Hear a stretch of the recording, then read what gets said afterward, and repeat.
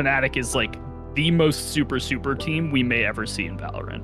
I swear to God, we ran that like every round of every attack half, like for 80% of the year, and nobody's figured out how to beat it. The way that you get into esports is to learn something separate but useful and bring it back and apply it. I would say 90% plus or more of the like Counter-Strike endemics who play this game do not do enough to diversify their perspective. Don't pretend like you are ever going to be a champion by only ever playing Valorant. All right, what's up, everybody? I'm back with another podcast today. This time I'm joined by the brains behind one of the most successful comps in the history of Valorant. This is Anderzz, the multi-time strategic consultant for Fnatic. You've got a couple trophies under your belt with that regard. You've also coached in Game Changers previously before that. And yeah, I'm really excited to talk to you a bit about Valorant strategy, coaching, and who knows, maybe we'll even get into some card game theory. We'll see. Oh, don't tempt me. Don't tempt me. How are you doing today, man?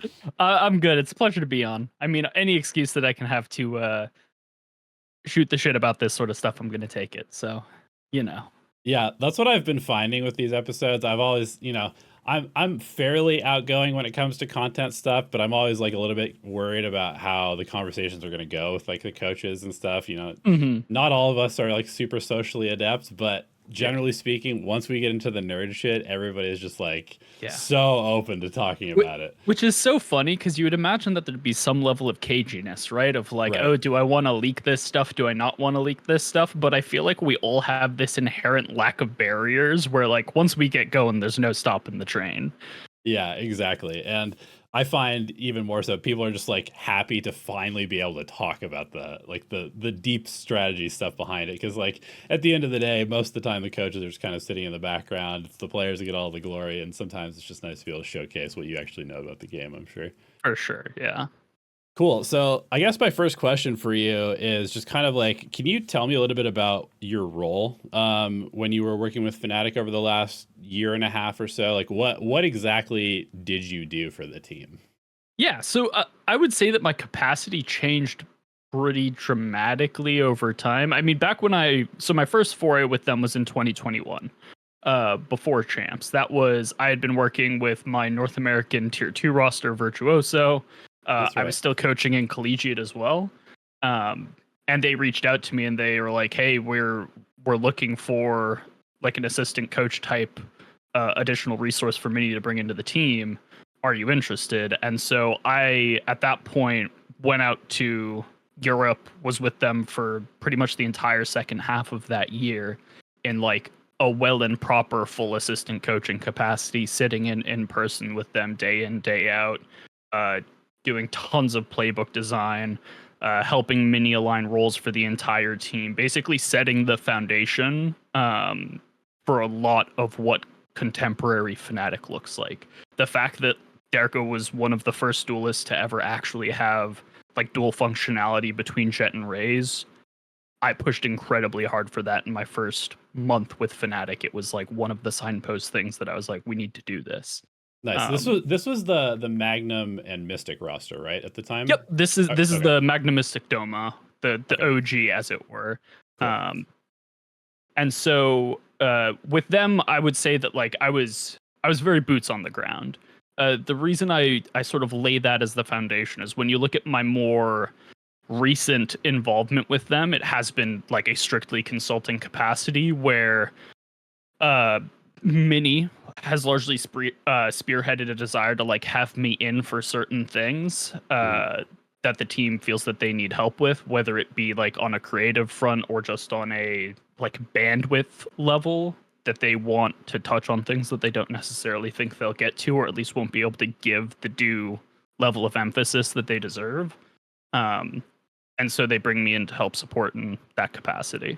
But that, like, I'm not sitting in on practices day to day.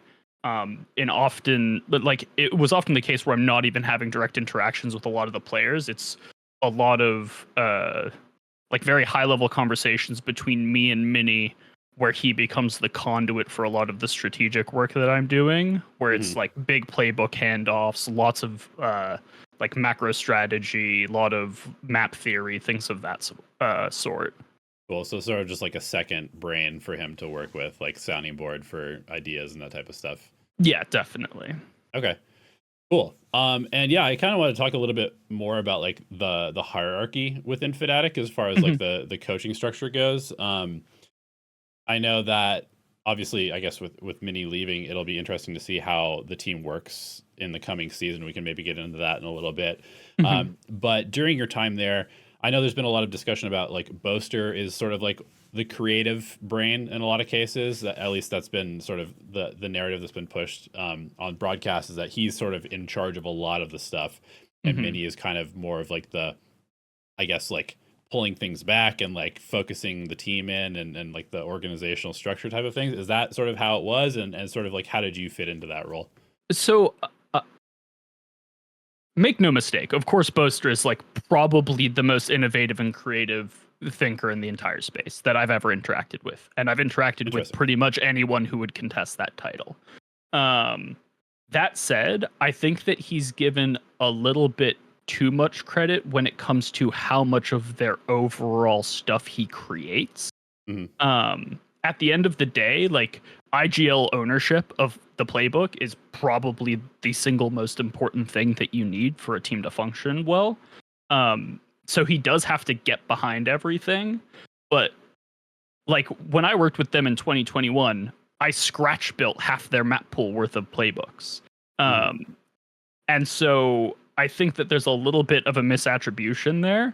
I think that where Boaster comes in, and a lot of his creativity comes from, and where he deserves like endless credit, is the way that he handles like in scenario mid rounding. I think that the way his creativity manifests is like, yes, you get these crazy Boaster plays where it's like, here's this set utility or this set ult play, and it is just, I don't know like where in his mind palace he was to come up with this thing. But probably League of Legends brain, right? Yeah, right. It's like, where in the hell did this come from? You'll get things like that. But I would say that like the larger amount of his value comes from his ability to just intake an unreasonable amount of stimuli mid-round and come up with very unpredictable solutions on the fly.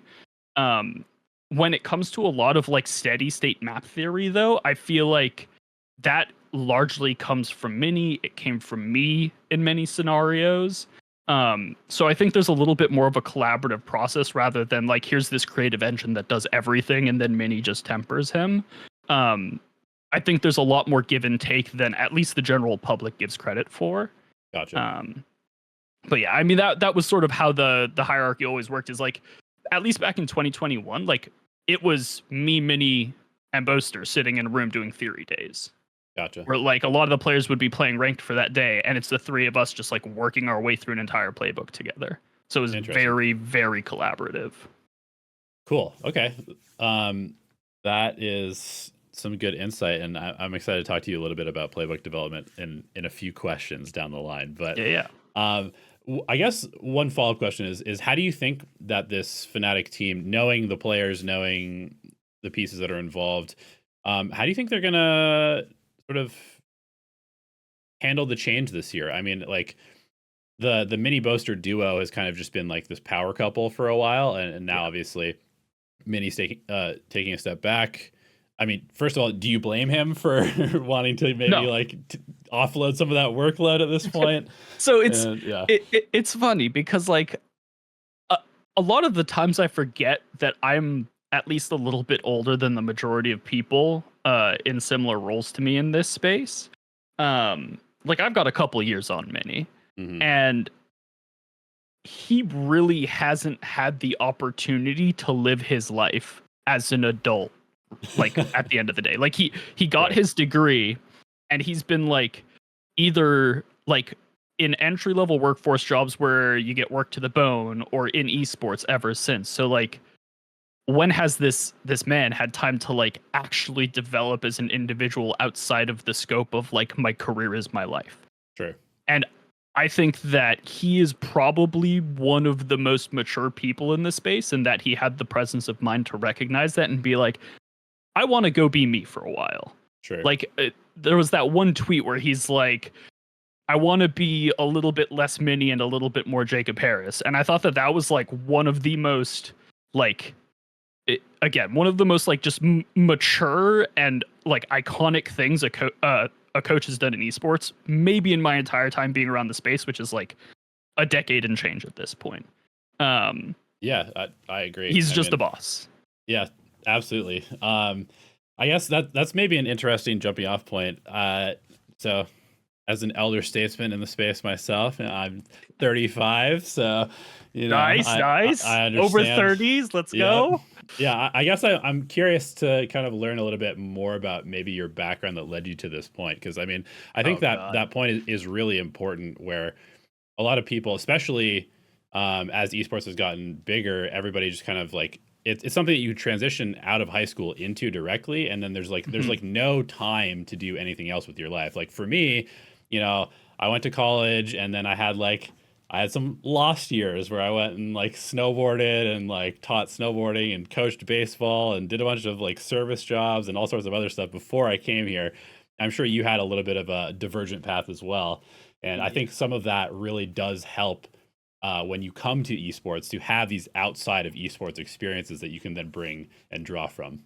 For sure. I mean, just abstractly, before I get into the details of myself, like I think it's important to have whatever time frame you need to find who you are as a person. Right. Especially if you're going to be coming into this space as a non-player and more as a coach and as a mentor and a leader. Like, if you don't know who you are, how the hell are you supposed to help other people navigate their own personal challenges and be the best that they can be in like their competitive pursuits? Yeah. It's literally a requirement of the job. And so, yeah, I mean, how I got here, that's we gotta crack open some dusty ass history books. Way back in the day, we're talking early, like we'll say like 2007, 2008, 2009. Back when I was in high school, super competitive athlete my entire life. I was in a children's circus for 12 years. Fun fact. Oh wow. Yeah, this is like when Alphaear was still just like in his dad's balls at that point. Yeah, I was gonna say Alphaear wasn't even a thought at this point in time. So I was in a children's circus for 12 years. Like, I've ridden a 6-foot unicycle in the Macy's Thanksgiving Day parade in front of a couple million people. Yeah, I don't really get stage fright at this point. It's we're well past that. Was in a children's circus, played competitive sports all the way up, played everyone you can think of. I mean, lacrosse, soccer, water polo, swam competitively, was swimming competitively up through high school. And then this time window of like 2007, 2008, 2009 is when I really got into gaming. And it was actually catalyzed by me falling off said 6-foot unicycle in a practice and just shattering my wrist in half. So I was dropped out of the competitive swimming season, and I was like, oh, where is my competitive outlet? Because a self-characterization that I use pretty frequently is that I'm insufferably competitive. It is an inherent part of my personality that, for better or for worse, isn't going anywhere. And so couldn't swim anymore, started playing video games much more seriously. I was playing League of Legends in varying capacities, but my big outlet was World of Warcraft Arena. Okay. I ended up hitting GM on 3 different classes and had the best rated battleground groups in my like server cluster at 2 levels. I ran 2 different teams and they were 1 and 2 respectively, and I was in game leading those squads. So I went hard, and I was pretty good at what I did at the time. Wrist healed, went back to swimming. It was like it was all a fever dream, and I just went back to doing freestyle sprints for the next couple of years. Graduated high school, went to community college for my first 2 years of my degree, matriculated up to just an in-state college to finish my finance degree. It's one of those things where I was just trying to do it on the cheap and save money and be a reasonable human about it. I was still playing video games sort of at a hobby level all of this time, still playing competitive card games this entire time as just like a side outlet for that competitive drive. Graduated, and right out of my degree program, I got an incredibly excellent entry level position. A private equity firm had relocated up from like the greater New York, Connecticut area, where it was literally the founding three partners, and they needed more firepower, so they brought me in as a junior analyst, but in a capacity where I was doing things that a junior analyst would never do in a million years. Like I was managing deal flow, I was managing financial statements, I was doing IT migrations for like their biggest holding, like crazy stuff that you would never give an analyst in any way, shape, or form. I was with them for 3 years roughly, and by the time I left, I was inserted as the director of business optimization at their biggest company that they own. So a pretty aggressive trajectory for a 24-year-old straight out of college. But sure. at the end of that video games. Exactly. At the end of that timeline, basically what ended up happening is I was like, I'm working 100 hours a week. This is great money. I'm young enough that like I have an entire career ahead of me, but this is making me miserable. Where can I actually follow some passion? So I left that job and basically just bounced around for a little bit trying to figure out what I wanted to do for my career from a fulfillment perspective. And it was then that I got into collegiate coaching. I launched the first collegiate esports program in my state, went from it being day zero to it being an 11-team, 50-plus player program. How did you sell that? Because I know that's still something that a lot of people struggle with. Like, I mean, there's tons of huge state universities with insane budgets that will just not even touch that, whereas a lot of these smaller community colleges and stuff are like a little bit more open to it. But how did you approach starting that?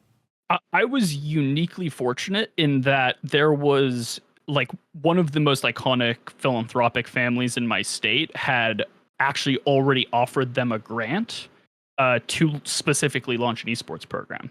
Huh. This alumnus was like, this is a great opportunity for this college to increase enrollment. Here's X amount of money if you build an esports program, but you have to show me that you're actually using it in a way where you're going to like increase enrollment, increase like learning outcomes for your students, et cetera, et cetera. Mm-hmm. And so the money was there, the buy-in was there. They just didn't know how to navigate it, as is often the most like significant barrier for a lot of these schools. They may have budget, there may even be an extant desire, but they don't know how to enter the space. They don't know how to approach the space. And so I came in as someone with a lot of like peripheral esports knowledge, playing at a very high level as a player, managerial experience, this, that, or the other thing. I mean, I could show them like in-depth models of like how my recruitment was going to pan out over the first 5 years, how we were going to break even on the program from just like a monetary perspective, which I think is one of the biggest failures of a lot of these programs. Sure. And I mean, it was funny great how those outside of life skills apply to esports and gaming so quickly. It's crazy. it's almost like, I mean, this is tangential, but the fact that colleges all over the country offer esports degrees tilts me on a massive level and has from the very beginning. Yeah. Marty, the founder of Splice, OG esports org. I mean, I don't know how many people even know what Splice is anymore. Right. He did a panel at PAX East when I was still, I think, in my early 20s that I attended. And one of like the most iconic things that he said that stuck in my mind ever since was the way that you get into esports is to learn something separate but useful and bring it back and apply it. Yeah. And like, I don't know why people don't get that to this year. I mean, this man was preaching this like literally a decade ago. Yeah. And for whatever reason, it hasn't stuck. But for sure, this is an example of that, where like I had a finance degree. I had gone up to a directorial position at a 10 million plus revenue company. And like now I'm using it to run an esports program.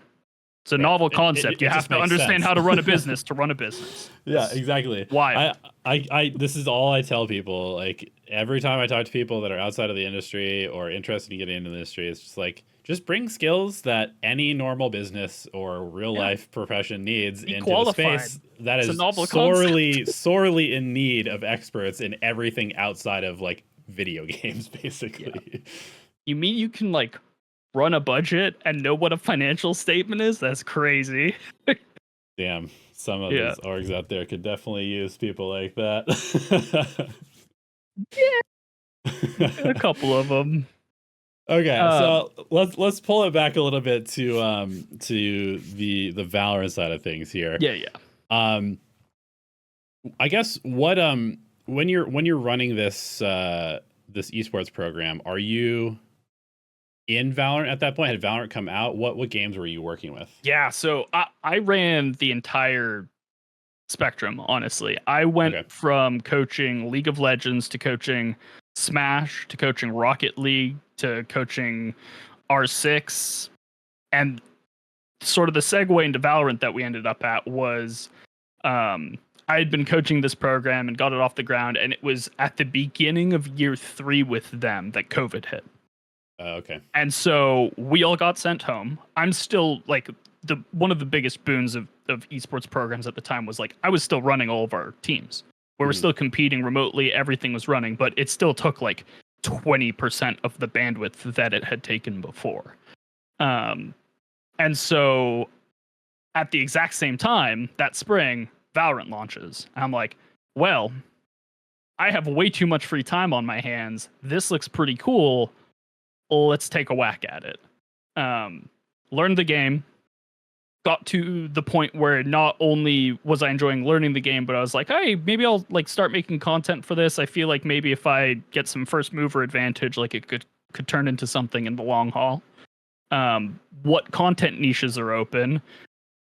And I immediately just went to, okay, well, what's your skill set best lent to? Well, nobody's doing numbers stuff for this. I bet you could carve out a niche there. And so this was before the days of VLR, Run It Back, all of them. Like quite literally no analytical resource existed on the internet for this. And so I started manually scraping stats from VODs. So we're talking, you watch the round, you note down who gets kills, that type of stuff, like by hand, or like what comps were being picked. Nobody had agent pick rate statistics at this point in time. Like it was in the entire circuit was a blind spot. And so when I started releasing this content, people were like, "This is pretty cool." I mean, the audience still wasn't there. We're talking like 1,000 to 5,000 views per video type deal. But it was very literally the only place on the internet that these sort of numbers existed. So those who were interested in them even at this early of a stage sort of keyed in on me pretty quickly. And so it gave me the opportunity to start networking with a lot of coaches that at the time were like good coaches that were running AM teams. And now they're like, people know their names. It was the Minis, it was the Doom Bros, it was the Sala and Strong Duo. Like many of the coaches that are now even multi-year down the road tacked onto franchise teams. So that was sort of my was moving into Valorant right at the beginning, going into a content niche that had pretty extreme value, showing a level of competence where no one else was really trying to dip their toes, and then networking with people that ultimately became juggernauts of the scene. Sure. Makes sense. You seem like the type of person that you get the email from Fnatic and you're like, yeah, this makes sense. They're contacting me. And I don't mean that as like a slight, but I'm just curious, like, were you like, is this fake? Or were you just like, okay, yeah, I think I earned this through my work? It wasn't a case of like me feeling entitled to it. Yeah, but that's it was not what I was trying to imply. No. It was one of those things where like I was in collegiate, and at the middle of that third year, I would be lying if I said anything other than the fact that my competitive itch was back at a level that was not being adequately met by the collegiate circuit. One thing that, like, this is arrogant as hell and people hate me for saying it every time I say it, but universally in my life, if I take something seriously, it's because I'm going to be one of the best in the world at it. Otherwise, I'm not going to waste my fucking time. When I swam competitively in high school, U.S. national qualifying times. When I was in a children's circus, I was in the Macy's Thanksgiving Day Parade. It's pretty much as high as you can go in that universe. Other than working with Cirque du Soleil, which their training camp in Montreal was on the table for me for multiple years. When I was going into finance, Investopedia runs a simulated trading challenge with 200,000 competitors where it's, hey, you can trade these live options with a fake portfolio and like see how high you go. I was first placed out of 200,000 people inside of my first year doing that.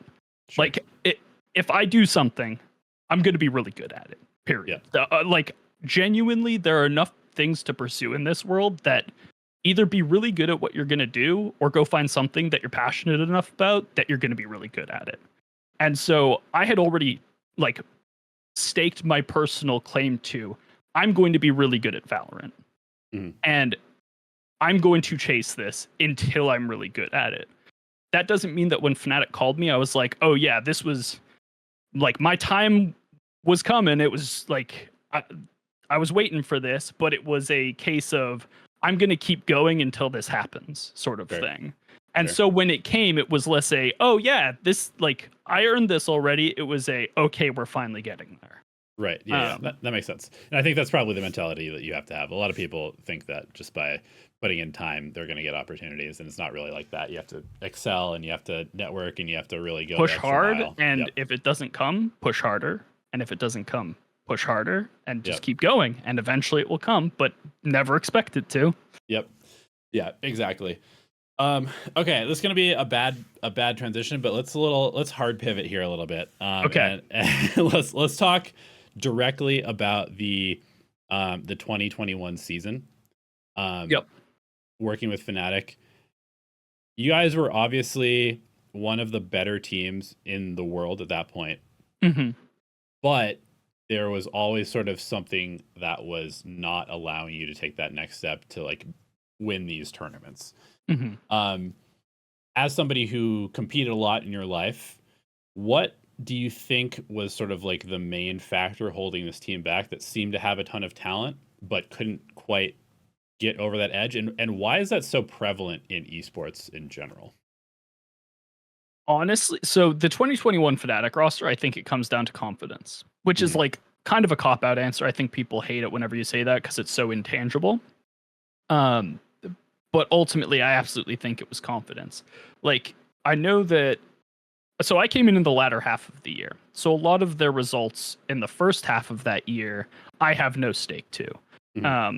Like, they were really, really dominant in the first half of the year. The third quarter of the year, they started to almost tailspin. And that's when I came in. I think in some capacities, I was brought in as like a strut to help stabilize. And I think that a lot of it just boiled down to the fact that that specific iteration of the roster had a median age of like 19 point something. And that's with Boaster dragging the average up considerably. And so I think there was a lot of confidence issues, a lot of just like innate nervousness that there wasn't enough experience inside of the roster to counteract. Like, I hate to use the word choke, but like the team was very prone to choking.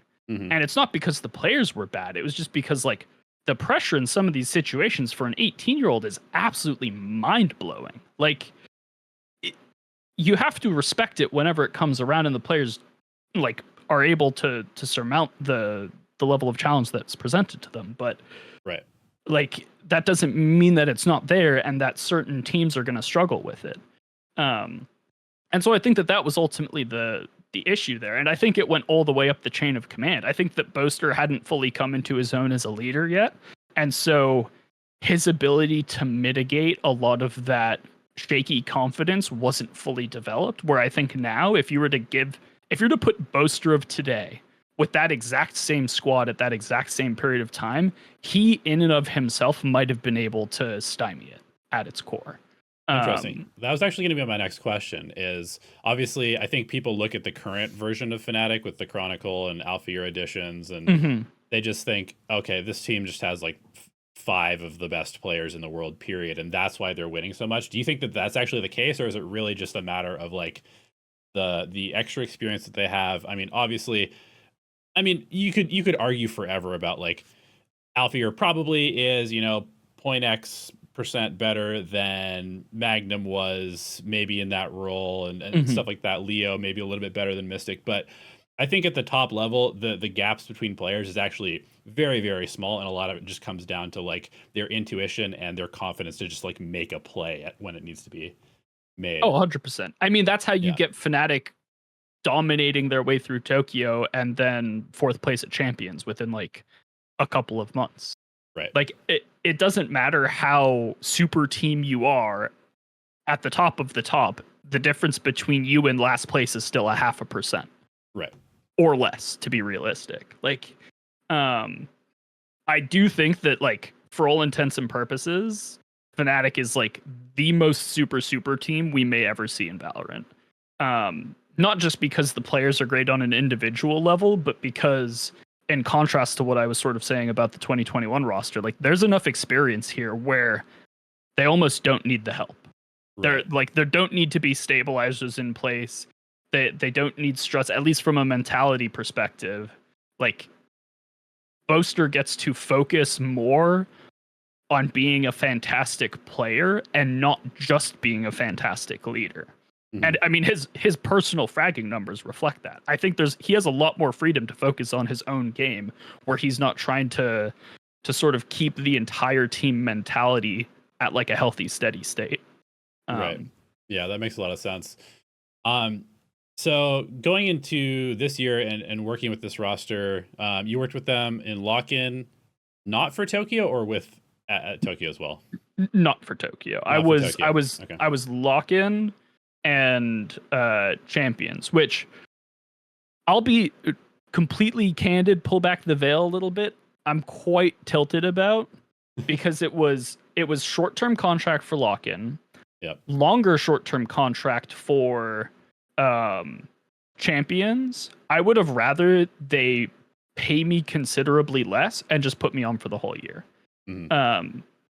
Because there is undeniable contributions that I made to the Tokyo win, just tangentially from my work with them at lock-in, and yet I have no claim to credit for Tokyo, despite the fact that the map that they played the most and won the most there was the playbook I made them for lock-in. Right. Which sucks, but I mean that's just the way the cookie crumbles, right? Yeah. Yeah, so, and that competitive nature of India is like, I just want that extra trophy. This is the other thing, is like you hear me say, I wish they had paid me way less and just spread it over longer. Right. I'm not here for the paycheck. I've never been here for the paycheck. I'm here to win trophies. Period. Right. Like, so I think my priority, there are some organizations I've spoken to who haven't reached out to me in the past strictly because they thought I was going to price them out. And I'm like, you clearly don't know who I am as a person.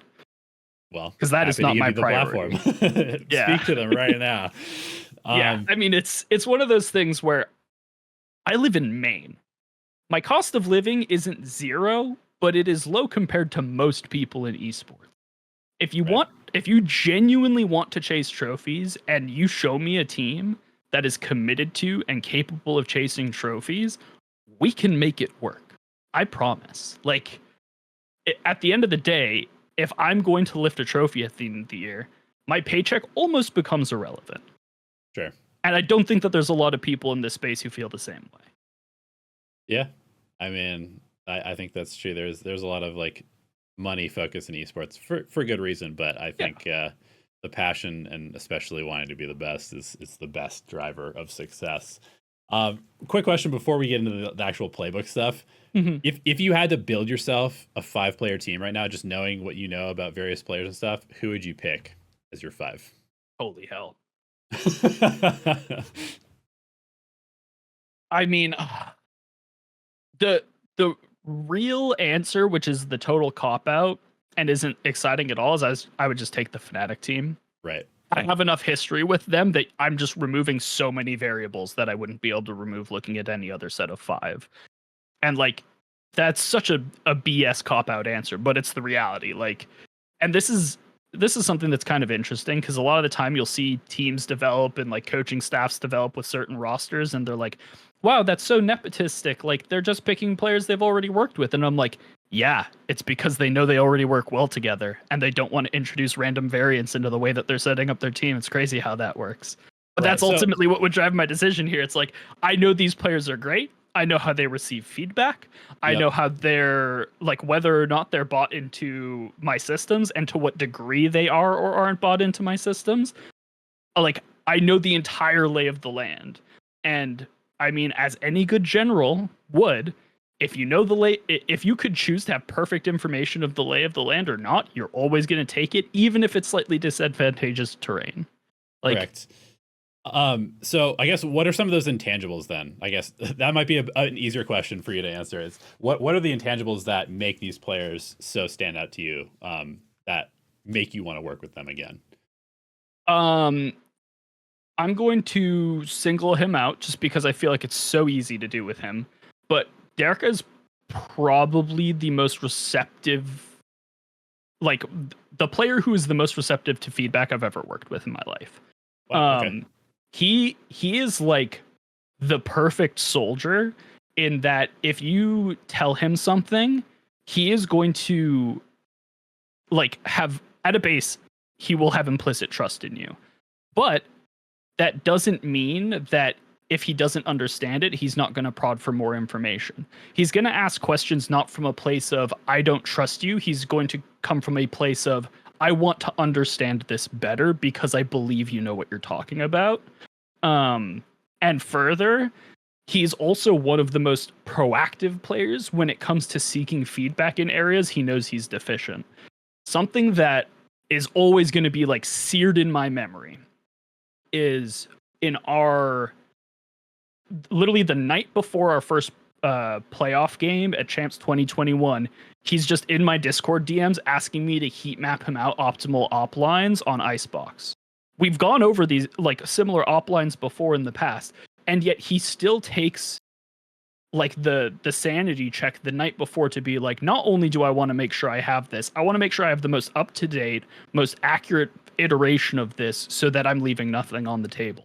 And like that characteristic in a player should terrify anyone who plays against them.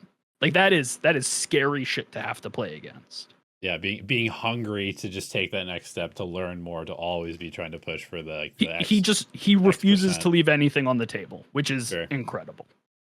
Yeah, I mean, man, I could go on a 20-minute rant about how people don't put in the work, but let's just leave it at that. This is a good example of somebody who has the results to back up why you should put in the work. Mm-hmm. Awesome. Okay, that's a great example. So let's talk a little bit about your approach to the game, and we'll get into like the Lotus comp and that kind of stuff. But I think one thing that you're kind of now known for the people that do follow your content and followed sort of your journey, is you have sort of a unique approach to looking at Valorant. This is what happens when you take someone with zero TAC FPS experience. Yeah. So style dynamics is what you've coined this term. And basically you've kind of taken the approach of like a MOBA or a card game classification of the agents and sort of like how they interact with the map, and then tried to create your own sort of lens through which you view the game. Mm-hmm. And so maybe you can just give me a little bit of a brief overview of just your perspective on this style dynamics concept, and then talk a little bit about how you would approach, I guess, like learning a new map or applying these concepts to the game itself when building a playbook. Yeah, so something that is sort of the core concept of style dynamics is that in game design, in conflict, in war, there's always going to be repeating patterns, right? And in game design in particular, there's something that happens very, very frequently and like with increasing prevalence when you look at like PvP competitive games in specific, and that's a triangular dynamic. You have A that beats B, that beats C, that beats A, and it creates a fairly easy balance lever where you have these three pieces interacting constantly. in TCGs, like you have aggro mid-range control. In tabletop war games, you have a similar dynamic. I mean, even going back to games like RuneScape, you have like the range mage melee, like 3-point combat style. It's just a very, very heavily recurring thing in game design. I mean, even in real life, you've got air, land, and water, right? As far like as like war goes. So the dynamics are pretty consistent, and they can be applied in some capacity to like almost every. I mean, StarCraft. You've got Terran, Zerg, and Protoss. Like it is almost inescapable how frequently this shows up in competitive games. And so, me coming in as someone with, I mean, I didn't have zero TAC FPS experience, but my extent was like a year and a half of surface level R6 and Overwatch coaching. Okay. So like, is that really that transferable? Probably not to the extent that most people would consider. And you compare that to what my other context was, which was over a decade of League of Legends and over 2 decades of Magic the Gathering. So it's like, which of these experience pools should I pull from? Right. And so I started breaking up all of the agents in Valorant into like play style inclinations, more or less. Like, does this agent like to play aggressively? Does it like to play controlling? Or does it like to play like a more flexible, hyper dynamic play style with slightly less bite in exchange for that flexibility? So give me, just like for people who don't really know, give me like one agent as an example. Like, how would you, let's say like Omen, what would you classify Omen as? Why would you classify him as that? And sort of like, how do you think about that? So Omen is like a pretty textbook example of like an aggro control binary agent, in that he's trying to capture 2 styles that are usually somewhat diametrically opposed. But his kit does a good job of sort of meshing them both. The aggro element comes from like, he has great access to explosivity through paranoia. It's like a large area of effect piece of utility that allows him to catalyze engagements, take space, etc., etc. He has like standard orb smokes with fairly long duration, which gives him access to a little bit of a control element. He has access to verticality, which increases his ability to like entrench and set up not necessarily dynamic, but like intricate defensive setups with high variability that makes it hard for opponents to take space. So his controlling side is largely locked up in the, I can lock up bottlenecks, I can position in unique ways on site that makes it miserable to push me and create like a very like high denial environment for my opponent. But then I also have access to like, I can pop paranoia and get up in your face with pretty high ease. And so he hits both sides of that coin. Okay, cool. So that's just like a basic example. And then let's say, you know, an agent like, let's say like Reyna is a more like, this agent exclusively just pushes forward, and like that's essentially the only thing that she can do, correct? And that would be like a purely aggro agent. Yeah, Reyna's a little bit weird in that she's more aggro mid-range because she has a heal. And like one of the things that ends up getting captured in mid-range is like flexibility and the ability to sort of engage, disengage, and re-engage. Like reset around, basically. Exactly. And so like her heal gives her that sort of like splash of mid-range that otherwise wouldn't exist. But yeah, I mean, she's overwhelmingly aggro. She wants to hold W. Okay, cool. So everybody in ranked, you're actually playing her correctly according to style dynamics. True. So taking this lens of the game and applying it to a map, let's actually just get into your Lotus comp, because I think at this point everybody kind of understands like Fnatic have the best Lotus in the world, period. It's proven by them. Unless we're playing loud, then it's unless you're playing tragic. Loud. And we'll talk about that a little bit as well. But you guys went what, like 15-1 up until champions on the map, something like that. Pretty much unbeatable against everybody. I made a video breaking down why it worked. It seemed pretty straightforward to me, but nobody seemed to be able to solve it. Was it your stream where you explained using style dynamics how to beat us?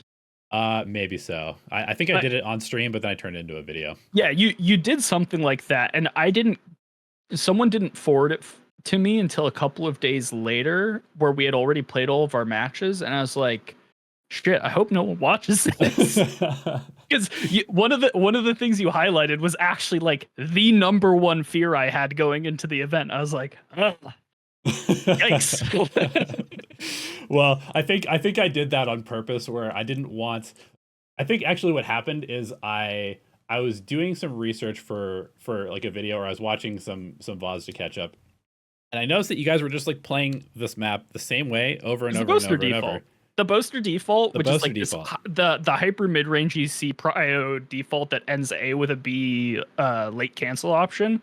Yeah, I swear to God, we ran that like every round of every attack half, like for 80% of the year, and nobody's figured out how to beat it. And I'm like, yeah, and I just watched team after team after team just do the exact opposite thing that you're supposed to be doing to beat that over and over and over. And so, talk to me a little bit about this Lotus, like how you conceptualized Lotus, why this particular style worked, and then how you kind of came up with building this playbook.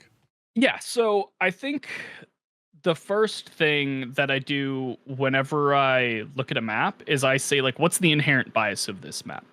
So before I even think about agents, before I think about like the utility, the interactions, where I'm going to put certain people, none of that. What does this map want me to do? And I think that in Lotus's case, it's fairly self-evident. It's a 3-site map. A 3-site map is always going to have some degree of natural attacker side bias. Whenever you have an attacker sided bias, you're usually going to have somewhat of an aggro lean. Something that also tends to happen on maps, things that tend to happen on new content, because this is more of a universal thing, is whenever new content is added to games that have like aggro control mid-range triangular dynamics, aggro always succeeds at the highest level in the early iterations. Right. Before people are trying stuff else out and it's not optimized, and you have to optimize to beat aggro. Exactly. Until people have figured out the best fit solutions, simply punching them in the face real hard is going to get the job done. Yep. And so I'm like, okay, this map wants you to play aggro already. Aggro is the natural bias at the beginning of a map's life cycle anyway. So we have 2 heavy notches in like aggro's corner. Wasn't the map like 75% attacker sided the first time, like the first event it played? It was real gross. It was definitely like 60% at a minimum. It was egregious. But funnily enough, because of my expectation that the map was going to be extremely like aggro biased and attacker sided, I was like, I'm going to go the route of optimizing for everything else, because we don't need help winning attacker rounds. Like, this map is going to spoon feed those to us. Right. So how do we not suck on defense? And I think from there is when I started looking at agents, right? I'm like, okay, so how do you win on defense on this map? You can't really go control, because if the expectation is that everyone's running aggro, they're just going to punch through whatever setup you end up on. Like, I was imagining a world where like we were going to see a shit ton of rays, a ton of neon, and they were going to bully through the majority of your setups. It didn't matter how hard you tried. And so the next port of call is just like going full attrition warfare and saying, I'm going to trade utility with you enough that you just can't play the game anymore. And so what agents enabled that play style was like, do I go Fade? Do I go Sky? I automatically bring Raze in my duelist slot. For my controller, I probably want Astra as a core of my composition. If I want a secondary controller, it's likely going to be either Omen or it's going to be Viper. Viper was still just ludicrously overpowered at this point in time. Still is, by the way. Yep. Don't know what you're talking about. Please don't nerf her. But anyways, like, I think the thing that is most controversial about the composition is the complete absence of flashes. And right. I think that this is one of the things that I think I get an extremely outsized value from being someone who had no TAC FPS context. Like, any like norm or like generally accepted principle, I just don't. And so all of the like more Counter-Strike endemic people who have come over to this game are just used to playing the game with flashes. And I'll be honest, I don't think flashes are a good piece of utility. In in the majority of maps, I think that flashes are just flatly less efficient at doing their job than most alternatives. Interesting. And the reason for that is there's this concept that I've been trying to preach like more and more, which is angle denial persistence. If I can jiggle your flash, how much good is it doing? Right. Like, whereas if I throw a fade eye or I throw a recon that says you have to interact with this in order to be able to get back onto your line in a meaningful way, otherwise I have persistent denial of your angle, that's huge. Like, I throw my fade eye, it doesn't get destroyed. I have 100% certainty that you aren't on those angles anymore. Mm-hmm. Whereas if I flash and you just jiggled it properly, I have zero guarantees. None whatsoever. Right. And so, especially with tools like Chamber and Jet, where they can just really disrespect where you're supposed to be in the game. That's a huge problem. Absolutely. And so like that, the persistence of that angle denial becomes incredibly important in my opinion. And like being able to integrate that in a way that's effective is just going to be higher EV the more the game plays out. Like, I've got some real tinfoil hat theories where I think as this game gets older and older, people are going to realize how just categorically broken recons are as a utility class. And I think recons are just strictly better than flashes. Unless there is extreme outlying characteristics of the map that swing it back in flash's favor, I think recons are just better. Period. Okay, interesting. I think that if you created a world where Counter-Strike released with recons 25 years ago, whatever it is, that would already be a generally accepted concept. Well, I mean, I genuinely believe map hack is one of the most game-breaking things in that game. Yeah, it's like, oh, you mean true information is pretty good? That's crazy. Yeah. But I mean, like R6 went through an entire recon meta. Like, I'm not super educated about like R6 as a game, so I don't want to talk about it in depth. But like, the fact that a thing labeled the recon and information meta existed in that game should probably be a flag to most people. And so when I looked at Lotus, I was already sort of formulating a lot of these concepts where it's like, flashes probably aren't as good as we want them to be in a lot of situations. Then I started looking at the map geometry of Lotus and being like, when I look at the way I have to enter a site, I generally look at two big variables very early on, which is the angle density, which is when I swing this corner, how many angles am I swinging into? Right. I then take that a step further and I look at the like jiggleable angle density. So of these angles, how many of them can just say, lol, your flash does nothing to me?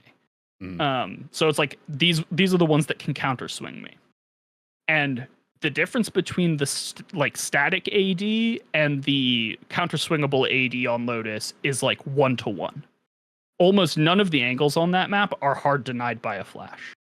Gotcha. They're all just easily counterplayable. And so I'm like, if that's the case, what are my flashes doing for me? Is there a way that I can more efficiently do this? And that's when you start looking at things like breach stun that don't care if you try to counter swing it, because I'm still just going to hard deny the space. Things like Omen Paranoia is just going to hard deny the space because it has like angle throughput. It doesn't matter if you're behind your pillar, you're still getting owned. And recons. Because recons, if you try to counter swing it, I'm still going to light you up and you're going to be tagged. So like those start becoming very high priority solutions to the problem that we're faced with on the map. And I think that that's why a lot of Omen compositions are succeeding at a decently high level. The reason I ultimately didn't go with Omen was A, the identity of the composition was very mid-range, and I don't think Omen fits that at the level that we really wanted it to. And B, and it's so funny because I think I've probably told a dozen or so like aspiring coaches to do this, is go into the map with a friend. Take the top 10 paranoias that you think exist on the map, paranoia your friend, and tell me whether or not the near site actually stops them from engaging with you in the capacity that you want it to. Right. And the answer is there's like 3 good paranoias on the map, because the near, if you have the player have the presence of mind to not just panic because you're paranoid, you can still see the person. Right, you just The, run the, towards them like a broken door. It doesn't do anything because the, they're the just median at the range. engagement range on the map is so small that Right. paranoia like literally doesn't blind people in half the scenarios you think it does. Yep. Like if I'm paranoying on a C retake from Arch, the guy at the default pillar can still see you. Right. If you're trying to push like Lily, the like lower portion of C site, can still see you. Hobbit can still see you. Tree can still see you. Center site A can still see you. Like, where are we using this where we think it's actually useful? You're Right. doing it like A main as counter utility coming out rubble, or like from back site C, like Monk the hallway towards C link. You can use that to you can use that towards B main, and it like hard denies it. Right. Those are like the two paranoias that actually are high EV on the map. Right. Makes sense. And so I was like, why would I run this agent? So ended up on recons, ended up on Astra over Omen, and just played our mid-range game, honestly. Like high information, high rotational value, and just played the attrition game. Like we have 2 prowlers. Most teams are running single dog and a couple of flashes that are fairly bad to take sites with. And we just started abusing people. Like right. it took so long for any team to figure out how to beat us. And to this day, like Loud is the only one that gets it. Right. And so what was it about Loud? Was it just their approach to the game? Was it the comp, the Harbor Viper? What they play an aggro control comp, and they understand which mode of their comp they have to play on each half. They play probably the best control. Like here's the thing. So like everyone other than us plays primary aggro on their attack sides of Lotus, right? Mm-hmm. Loud plays an incredibly good like aggro mid-range hybrid game on their defense into every opponent until they face Fnatic, and then they pivot it into a hard control play style. They play the best controlled defensive side of Lotus out of any team on Earth. I would argue they might be the only team that has played it to even a marginally high level, and they play it excellently. And it just absolutely stomps on the way that the Fnatic squad has sort of fallen into playing the majority of their attack. And so that would be hard control. It would just be lots of like info denial, not really like trading utility when you trade utility, but not letting you get anything from it. Like basically just like not allowing you to like incrementally gain advantage through utility trades and stuff like that. When we try to play our attrition game, they say, fuck off, I don't care. Is basically the bottom line. They're like, oh, you're trying to trade utility with us? Well, what if we just didn't? Sure. And for people who aren't familiar with style dynamic conceptually, control is like super focused on permission. They get to say like, you get this space, you don't get this space. I'm going to like let you have vision of this area. I'm not going to let you have vision of this area. And what the Harbor Viper allows Loud to do on defense is they have so much bottleneck denial in particular that the slow defaulty style where we try to bait them into an attrition game just loses the overwhelming majority of its value because they're not baited into trading utility with us. And then whenever we try to finally finish where we're going to finish, they have a harbor wall, which isolates all of the bottlenecks we're trying to push, puts us at extreme disadvantage while pushing those bottlenecks. And maybe there's also a Viper wall on top of it, so we're also decayed. Like, it is the most suffocating nonsense you can possibly imagine. And if we were to have, for example, something that had like a way more aggro twist to it, like if we were running Breach, we would just push past it anyway. We would have enough of a brute force composition where it's like, okay, well, I'm going to fault line these 2 lines. So even if you are trying to deny us this bottleneck, like the utility will be there, but there will be no follow up. And that would be the way that you beat the way that Loud is playing. If you were going to try and do it at a compositional level. But I think that because of how just like flatly mid-range skewed the Fnatic comp is, it is incredibly hard to beat what they are doing. Gotcha. Which means that you just have to have a really, really great defensive side, which we didn't because we forgot a couple protocols. Gotcha. Yeah, and I guess one last clarification for anybody that's not really understanding what we're talking about is like the way that most teams are playing the map is they have this like heavy util aggression towards A main on defense and even on attack as well. But when you have so much like aggression, you kind of punch yourself out. Like you run out of utility very, very quickly. And so if you're playing sort of for these utility trades with like you do for your comp, they throw a bunch of utility, you throw a bunch of utility. You guys still have utility left for the rest of the round, but they have like nothing left. So they've lost a lot of their punching power. It's like we're in post plant. We still have a prowler and our second cycle haunt, as well as a suck for post, as well as like Viper spits, Killjoy nanos. Like you're gonna have a hell of a time. Right. Whereas a lot of other comps, it's like they've already burnt their paranoia.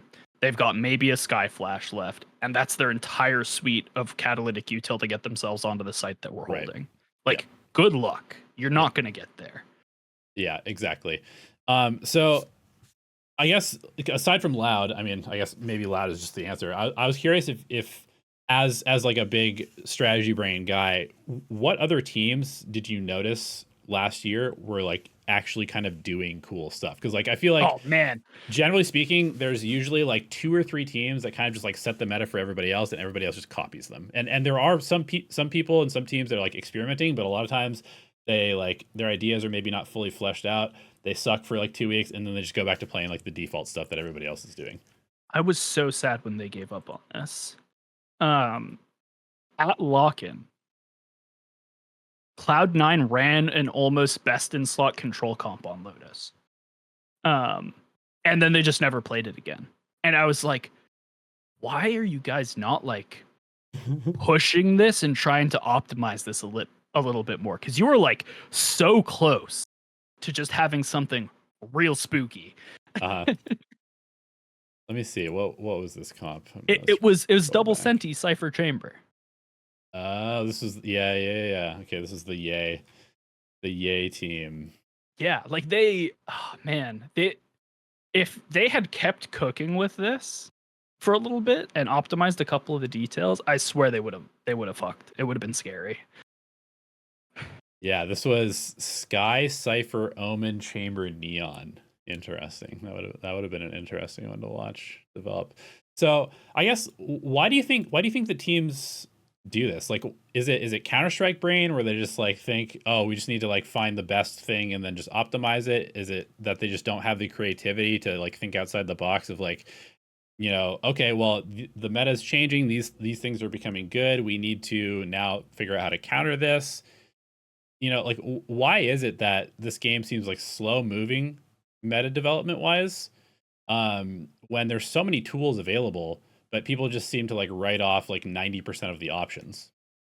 I think there's like, when I say this, I'm not trying to flame Counter-Strike players. I need to put that out here first, because I do that all the time. Otherwise people are going to flame the shit out of me. I'm not flaming Counter-Strike players when I say this, but the overwhelming majority, I would say 90% plus or more of the like Counter-Strike endemics who play this game do not do enough to diversify their perspective. And so you end up with a scenario where a lot of them are trying to solve the problems that they see in Valorant through the lens of like the same methodologies used in Counter-Strike. Like the way Counter-Strike is played is like the maps aren't grossly innovated on. They're optimized. Right. Like the map is played the same way it was played 20 years ago. We've optimized some flashes. We've optimized some smokes. Right. It's all like execution based, and whether you can do the exactly most like perfectly. It's who makes the fewest mistakes, not who does the best things. Because the best things are more or less already known to everybody. They're all doing the quote unquote best things. Right. I think in Valorant, the game is changing so dynamically and so quickly that like there is always a new best thing that someone hasn't touched yet. And I think that that's one of the other reasons that I believe so thoroughly in style dynamics as a concept, is because it says that at any time there is a different best thing specifically for the style your opponent is playing. There's always the corner of the triangle that would have been better against them. And so, yeah, I think that you end up in a situation where a lot of these Counter-Strike endemics are trying to use the methodology of, this is the widely accepted best thing. We need to get into the mode of optimizing it and just being the best at this theoretical best thing. And as long as someone doesn't go outside of the box and challenge us with a different corner of like the stylistic triangle, like we're big chilling. We'll just cruise. Right. And what ends up happening is a lot of the up and comers who lack like base fundamentals for TAC FPS, they lack spacing, they lack like an inherent understanding of tradability. They need to learn all of those skills. The best resource to learn those skills from is the Counter-Strike players. But then a lot of that methodology and a lot of that macro thinking of the game is sort of a secondary bleed. And so now you have this young generation of players who also doesn't believe in taking like this outside view, deeply innovative, trying to attack new approaches to the best thing mentality towards the game. And so you've got it's kind of self-perpetuating in that regard. Like a lot of these newer players are going to the TAC FPS veterans for all of the right reasons, and then some of the wrong reasons also creep in just by like being adjacent. Right. Yeah. I mean, I've been saying this literally since the game came out, is that like the TAC FPS stuff that the Counter-Strike players bring to the game is vital. Like you can't play this invaluable. Game. Yeah, you have to have these skills, and there's a reason that all of the Counter-Strike players were the best Valorant players initially when the game came out, because inherently the game is a TAC FPS. But I feel like, and somebody asked me on stream yesterday, they said like, what level do you think Valorant is being played at right now? And I said like maybe like 30% of capacity. And I would say that like 27% of that is the TAC FPS fundamentals, and like 2% is the creativity of the comps and the agent usage, and like 1% is like the overall like agent composition, counter flexibility, macro drafting dynamics that come from like MOBAs and stuff like that. I would say that the game is more than 50% fundamentals, to be honest. Okay, I would say that Valorant at its absolute ceiling is at least 60% fundamentals. And I think that at the current level of play, we're probably like at least 80% through there. So I think that Valorant's being played at least, it's more than halfway towards its ceiling as of current. Yeah, that's fair. But not by much. We're leaving at least 30-40% on the table in terms of teams just like approaching compositional theory in a way that makes sense, getting out of like really, really entrenched opinions about utility, things of that sort. Right. So, I mean, yeah, our numbers are a little bit different, but essentially we both agree that like the TAC FPS fundamentals are like done pretty well at this point in Valorant after 3 years, but the rest of the game is like almost completely untouched still. Yeah. I mean, I can count on one hand the teams in the world that I think are doing the latter part of that, or like not even well, but like even attempting to do stuff with that side of the game. Yeah. Okay. So this leads me to a couple of interesting questions for you. Obviously, like we talked about how like Durka is like this sort of ideal player of wanting feedback and stuff like that. So we know that, you know, having this work ethic and wanting to like improve your skill through learning and stuff like that is very important. But if you had to pick a player who was like hyper specialized in something in an agent, let's say they have like 2 million hours on like Killjoy Cypher only and can't play anything else, versus a player who is like maybe like an 7.5 or 8 skill on like 7 agents, which one would you rather have on your team? And it doesn't matter. I guess it probably depends on who else you have around them, but like, how would you approach, like, how should players try to develop at this point? Should they specialize in something, or should they go for like breadth, like width of experience? Both. Like, so there's a great book. It's a fantastic book called Range by David Epstein. And the entire book talks about the like age-old argument in traditional athletics of early specialization versus being a generalist. And quite literally the conclusion of the book is like serial athletes at young ages are like categorically more likely to succeed when they like become pro athletes in the long run, as opposed to ones who start and just specialize super early. So if I were to look at a player and be like, hey, like if they were to ask me how should I develop, I would say choose a simple agent, play it for probably like 6 months. And the reason, like, that might sound like I'm telling them to specialize. I'm not. I'm giving them a window to learn fundamentals without having to worry about utility and extraneous bullshit. So take your 6 months, learn how to space, learn how to trade, learn the basics. Right. Once you've done that, fill every game for the next year. Yeah. And learn literally everything. Once you've done that, you should be playing at a level where you are pretty scary. You should have an implicit understanding of how each role wants to play their lines, what sort of outs they have access to, how you can counteract it in a dynamic way. Then choose the role that you personally find the most enjoyment in and have the highest skill level in, and start specializing in that role. Nail down all the details of your utility, become an incredible innovator in your role, and use your breadth of knowledge to abuse the shit out of everybody else. Right. And I mean, at that point, you'll have extreme skill with a few agents, but then you'll also understand how they interact with everything else in the game, which is exactly. It's you no longer like it's no longer a case of I'm a specialist who's really really good at this. Is I'm a specialist at this and I'm really good at it, and I also have like comprehensive context of how I fit into the grander systems and interactions of the game. Right. Yep, that makes sense. And then my next question is, we kind of talked a little bit about this dynamic of like the Counter-Strike mentality, sort of like, let's just drill something over and over and over. And then they're kind of missing out on like the creativity side of that. How important do you think that balance is? Like, as far as like when you're approaching a team, obviously you have to have some base levels of fundamentals to work as a team. Mm-hmm. But let's say, let's take like an average challengers level team at that point. Do you think that there's maybe too much focus being put on just like drilling the quote unquote best comp versus like not enough exploration of the creativity side? Like, at what point do you think that teams should start kind of exploring like the broader options that are available to them? To sort of answer the first like half question there, like teams are not even close to innovative enough.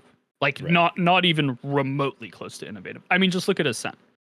The fact that it took like what is it, 3 years and change for someone to try to seriously take a Viper comp into tier 1, and now even though it was highly successful in limited showings, nobody's touching it anymore after like 2 months. Right. Like, what is going on? Like, surely we have people who have at least some sort of exploratory like attitude and want to chase this. So there's definitely not enough creativity. And when it comes to like that creativity versus drilling, I think that it's not a one or the other. It's at which one of the two are you at in the life cycle of a composition or a map or a metagame. I think that you should always start with creativity and try to use that creativity to glean like the most like deep understanding of all of the conditions that are at play as you can. And then whatever outcome that creativity lands on is the thing that you start drilling and optimizing. And then at whatever interval you feel you've either reached the ceiling of what you're at or something is very clearly not working for the team, you go back to the creativity. You start problem solving. Like, okay, what do we do to resolve these primary issues? Are they systemic? Like, this goes into like a pretty basic like coaching problem solving cycle, but it's like we have our comp, we're practicing it, we encounter problems, we try to problem solve those issues, and then we just iterate, and we iterate repeatedly. When you run into problems that are so systemic that you need to make compositional changes to accommodate them, that's when you go back to the creativity. So let's talk about the Ascent comp then, because I've been working in collegiate recently, and sort of my goal is just to like force these kids to expose themselves to the creativity side of the game, essentially. And we've been working on Ascent. We were running a version of the Paper X comp, subbing out the Reyna for a Yoru, because there's a lot of really cool stuff you can do with that, and it plays kind of the same role as the Reyna, but even better, in my opinion. But then certain like player role stuff didn't really work out too well, and so we've been trying to come up with a new comp. And over several discussions, we just keep coming back to most of the default comp as being like, these agents are very good. So do you think that the map is solved? Is it possible to solve these maps? Is there sort of like a trade-off of like, okay, this comp is the best because it does all these things really well, and sure, there are niche comps that can beat it because they specialize in beating that comp, but overall this comp is just the best comp? So it goes back to one of the things that I mentioned when we we're talking about Lotus, which is your square zero is, what does this map want me to do? Right. And Ascent is like one of the most defensively biased maps in the game, and has some of the most like acute punishing bottlenecks to deal with as an attacker. And so at baseline, the map wants you to play some sort of control aggro binary that has like great explosivity, but can still effectively entrench all of these bottlenecks. Right. And that is literally the meta comp. It is like the most like optimal version of an aggro control binary composition. And so to your question of like, is it solved? In a vacuum, in the context of what the map wants us to do, the answer is yes. Okay. Like we are playing them. If the map were to tell me verbatim how it wants me to play the map, this is the comp it would tell me to play most likely. Does that mean that it's the best comp for the map? No, because it's still targetable. Right. The best comp for a map is meta contextual. It's never going to be just in a vacuum, this is the best comp, period. No one can disagree with me. It's going to be, this is the best comp for this meta game. There is like that separate category of the current Ascent comp where it's like, yes, this is the best comp in a vacuum for this map, but then you have to contextualize that, and it's always going to be attackable. Sure.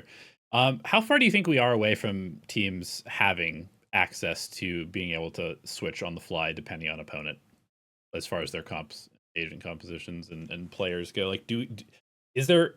I mean, maybe it's a dumb question. Will we ever get to the point where a team has 5 players that are flexible enough to just play whatever they want depending on who they're playing against? But I feel like it's maybe a long way away at this point. 2 years or more. Like 2 years or more. 2 years plus. Like it may never happen, sort of thing.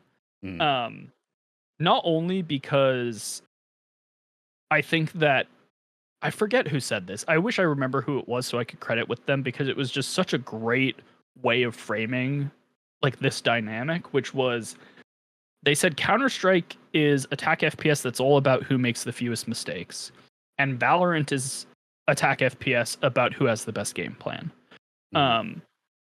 I think that as soon as you get into the realm of like multiple adjacently available compositions, you are immediately sacrificing the potency of your game plan, because there's no way that you have the best game plan across multiple compositions at the same time. Right. There's not enough brain power to be able to have like perfect execution on 5 comps. It's like that, if you're gonna needle point margin the optimization of your comp, like the amount of lineups alone is going to require so much bandwidth from your players that you've tapped them out. Right. So to think that you can do multiple of that simultaneously is probably a little bit delusional.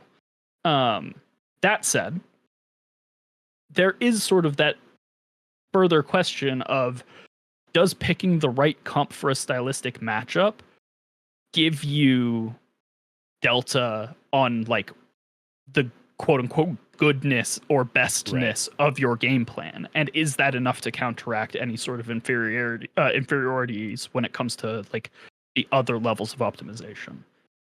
Like could a comp give you like 10% advantage, whereas optimizing the basic comp only gives you like 2%? Exactly. And I mean, where the decision lies. If you can answer that question, I mean, Riot should hire you, because holy hell. Right. Exactly. Okay, cool. I guess, where would you say we should fall on the spectrum of like, you know, what is it like? Teams should have like 3 comps that they have access to, and 2 of them are optimized pretty well, and one of them sort of like a throwaway. Like, you know, obviously this is like super hypothetical speculation, and maybe we can't even get there without having like AI players that have no like limitations on their capacity. This is maybe the easiest answer you've asked me, or like easiest question you've asked me the entire podcast. Okay. If you have a a pair of compositions for every map that touch on 2 of the 3 corners of the style triangle, you're fine. Because you will always have a counter, period. Like that's how triangular dynamics work. You will always have the counter. So okay, that makes sense. Yeah, because if you have aggro and control, then you have access to the corner of the triangle that beats the mid range. Yes. Yep. And vice versa, etc. Okay, that makes sense. Let's talk a little bit about the Game Changers Lotus comp, the 4 duelist cipher. Why did this work? Oh my god. Why did this work? Outside of maybe EG being nervous and all the extraneous circumstances about their team being suboptimal because of, you know, the roster changes and nerves and all that stuff, how is it possible that a no smoke quad duelist comp could possibly win a game at a pro level? I love this so much because I was already like losing my shit on Twitter about it before we knew that it was an accident, because I was like, this is insane. This should, like, on paper and per like the like hive mind's understanding of the game, something like this should never work. And then they literally just like checked all of the boxes of aggro as prescribed by style dynamics, and it worked perfectly. Like, if you had asked me, like, just freeze time after that agent select and said, how the hell does SMG win this? I would have given you a couple of boxes to check and then unfreeze time, put them into the game, and they literally just hit all of them. And it's just like textbook aggro gameplay. They knew that, like, okay, we totally screwed the pooch. Like, we've got this composition that is utterly ridiculous, but stylistically, like, what does it give us access to, and what are our outs? Like, what are our win conditions here? They assessed those win conditions, which were to play aggro to a T, and that's what allowed them to win. Like, shameless plug, I made an entire YouTube video on this, where it's not just like showing how they fall into the realm of style dynamics, but they're drawing a lot from like classic military theory, like envelopments, encirclements, like deep flanks, things of that sort. But like, they knew what they had to do with the composition that they had. And I think that the reason EG, despite being a team of like phenomenal pedigree and great players and great staff, despite them being what they are, it is so rare in Valorant to have a team so like unabashedly fully commit to a stylistic, to a play style, like to a specific style, that EG didn't know how to handle it. Like, it is so infrequent that a team is like, we're just going to all in on this style. Right. That, like, most teams just don't have protocols to deal with it. Like, how often are you dealing with a team that's like, yeah, we're going to do 3-man push through flanks every round of defense. Good luck, have fun.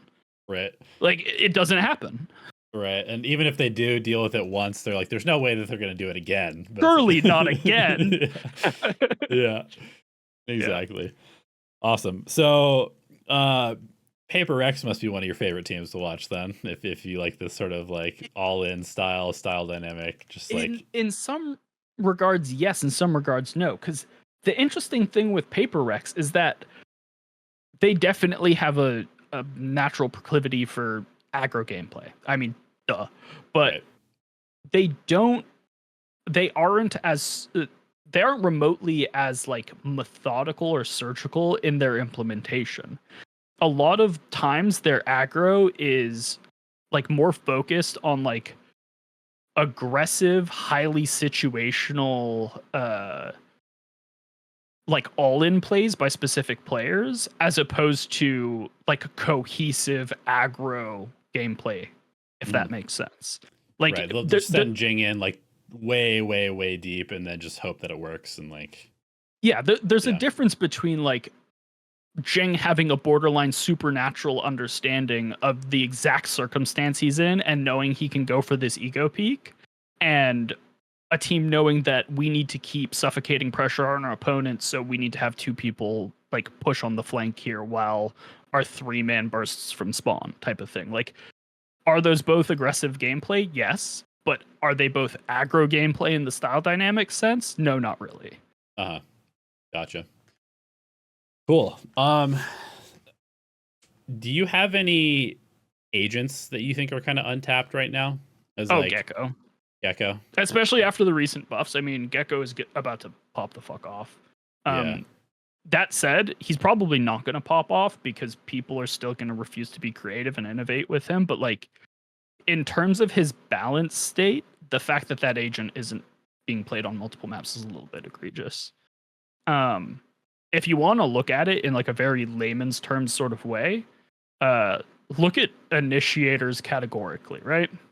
We've got flash initiators, we've got recon initiators, and we've got hybrid initiators. Flash initiators are good, they get played on a bunch of maps. Recon initiators are good, they get played on a bunch of maps. Who are the hybrid initiators? Sky, who gets played on every map in the game, and Gecko, who gets played on none of the maps in the game. How do we reconcile that? Like, explain to me how that's possible. Anderzz. But Sky has a... She literally has a dead ability in her kit by comparison. Like, come on! Unreal. So yeah. I think Gecko is sort of poised to do a booming on the meta, but that relies a lot on people being willing to take the plunge on him. Sure. I also think, and I mean, this is gonna make some people really happy. Some people think that I'm an idiot. I think Yoru is poised to like be played on a lot of different maps. Yeah. We're like one raise nerf away from Yoru being meta. Yeah, I mean, I already think that he might be the most overbuffed agent in the game. I wouldn't say maybe the most powerful, but certainly the most overbuffed. Like he didn't need him and Gecko last, are currently competing for that title of like how much do we have to get power crept before people actually take the time to realize how broken we are. Yeah, and I'm sure you understand this from playing League and stuff like that, but from me and my background in Dota, it was like there was always these heroes that would be there and nobody would touch them because maybe stuff they're could too be broken complicated. For literally years. Nobody before would touch it. People take the time to figure out just how insane they are, and I think that that's absolutely what's happened. Like Yoru alone, like let's think about it for a second. Cypher just got buffed to the point where his bottleneck control is just like absolutely terrifying. How the hell do you beat a Cypher right now? You mean to tell me that Yoru, probably like the best pseudo dive agent in the game, also has like one of the only entry by proxy abilities that still like breaks trips? Huh. Seems kind of decent. Maybe I should try. Like, come on. Yep. Yeah. Okay. Yeah, we're in agreement because those are definitely my two as the agents that really need to be explored a bit. Probably not in the same comps. It'll probably end up being one or the other, and they'll sort of split the map pool if I were to guess. But yeah, again, cool. I actually don't expect either of them to show up at all because the requirement is people actually taking the time to figure it out, and I don't trust. Gotcha. Okay, I got a couple more questions for you before I let you go. If you were the Riot development team right now, what do you think that the game is missing in terms of like tools for teams to use in game as like to build a comp? Like what's a role that is not really fulfilled adequately? Mid-range Sentinel. Mid-range Sentinel. Okay. A mid-range Sentinel would completely change the way that the game's played. Again, shameless plug. Like almost 2 years ago now, I made a YouTube video where I did like an in-depth analysis and design for an agent that was a mid-range Sentinel. If you just deleted Deadlock from the game and airdropped that Sentinel in instead, we would have a different meta on pretty much every map in the pool. Okay. You would also see a lot more variety in compositions because I think like the problem right now is that almost universally aggro control compositions are either best in slot or close enough to best in slot that it doesn't matter. And that's why you get a lot of the meta homogeneity that we see is like mid-range is just categorically missing some of the pieces of the puzzle they need. To a lesser degree, we also don't have a real control orb smoker anymore.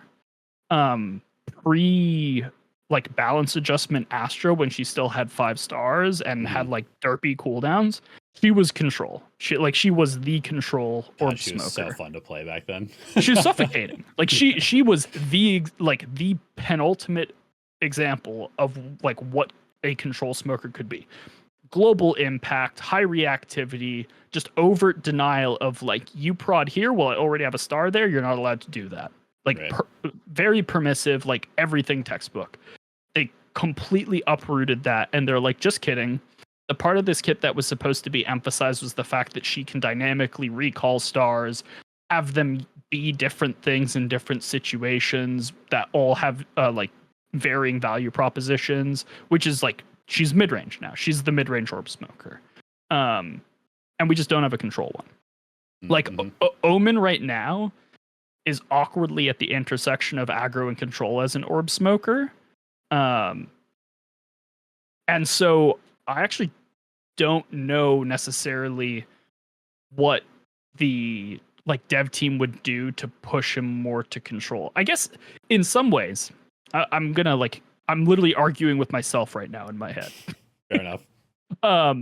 The recent nerfs to Paranoia do definitely push Omen more towards a control orb smoker than he was historically. Right. Because like Brim's the aggro orb smoker. Like he's just, I'm gonna drop 3 smokes. Good luck.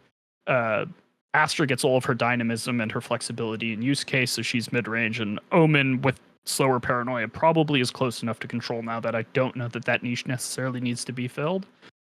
So yeah, I mean, I would say that mid-range Sentinel is like the last remaining egregious example of like, where is this? Mm-hmm. Cool. Okay, and then I guess maybe my final question for you. No, there's 2 more. Okay, 2 more questions, and I'll let you go. First of all, where do you see the game in a couple of years? Like, what do you? Obviously, we've kind of talked about what we hope the game evolves into as far as strategically. Where do you think it actually will be? Like, what is 2 years down the line VCT Champions 2026 looking like? I think you've got like 2 branches of the multiverse we could end up on. One of them is all of the Counter-Strike endemics move from IGL roles to coaching roles, and you see potentially even a harsher what's the word I'm looking for? Like narrowing of like people's mentality towards the game into that sort of avenue.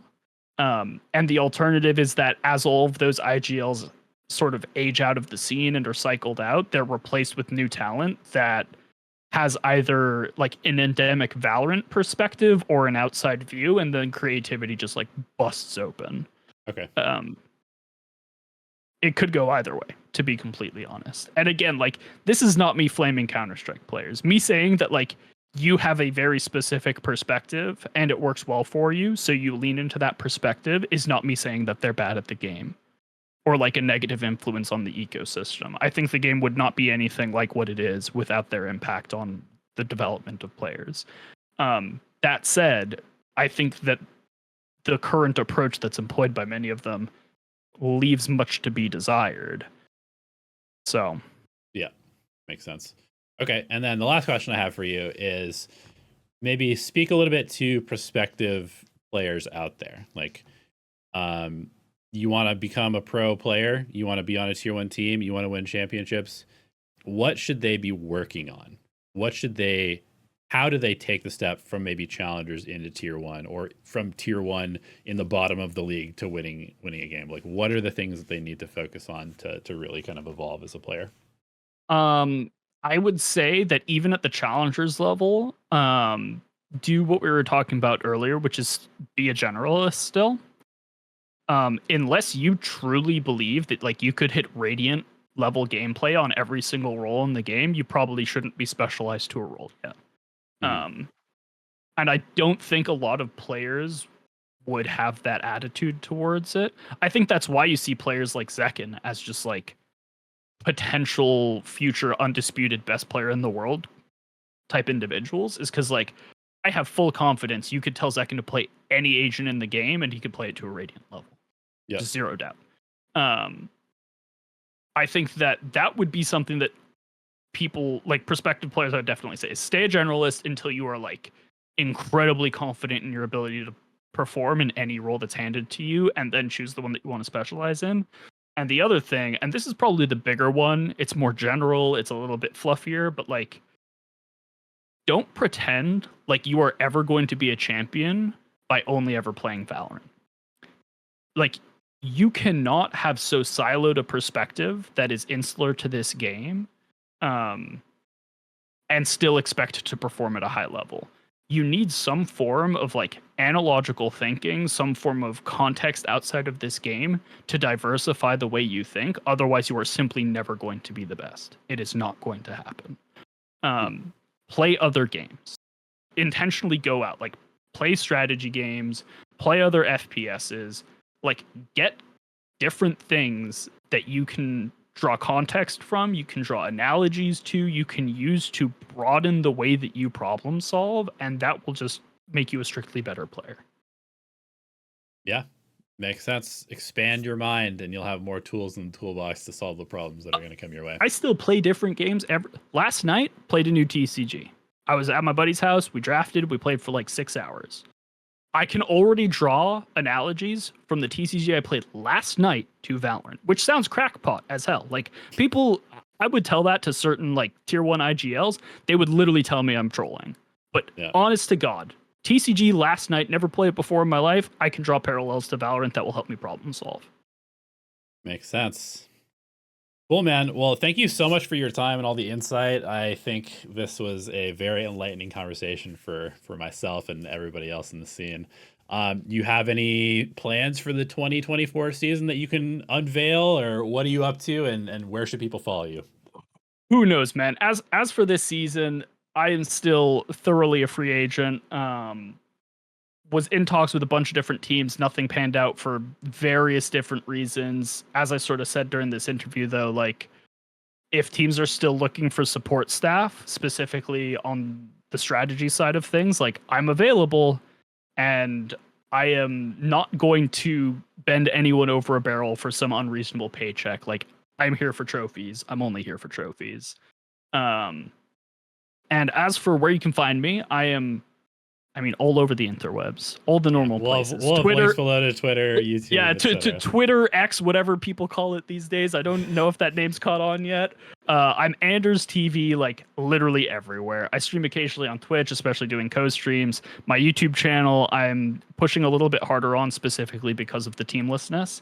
And then I do a Patreon where I make premier playbooks, tier lists, and the most recent playbook on that actually is probably the most competitive playbook I've ever leaked. So if people are interested in that, go take a gander. Awesome. Sounds good. Well, thanks again, brother. It's really good to talk to you, and best of luck with everything this year. Appreciate it, man. Have a good one.